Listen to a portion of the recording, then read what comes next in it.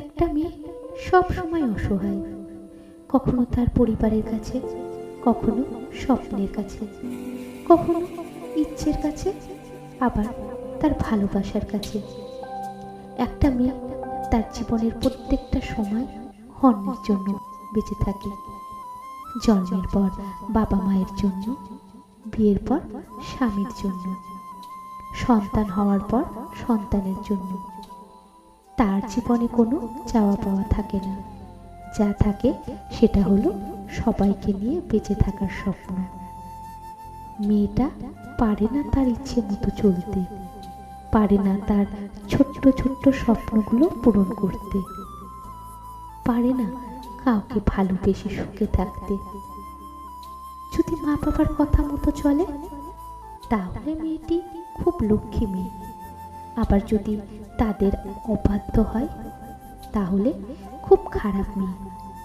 ভালোবাসার মানুষের হাত ধরে চলে গেলে তার কাছে তার ভালোবাসার মানুষটি খুব প্রিয়। যদি তার কাছে না গিয়ে পরিবারের কথা মতো চলে তাহলে সেই স্বার্থপর, বেঈমান, প্রতারক, বিশ্বাসঘাতক, সবার কাছেই সেই মেয়েটা অসহায়।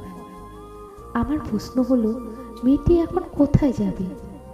জীবনের সব কিছুই ত্যাগ করে মেয়েরা, তবু কিছু ছেলে বলে মেয়েদের মন বোঝা সম্ভব না।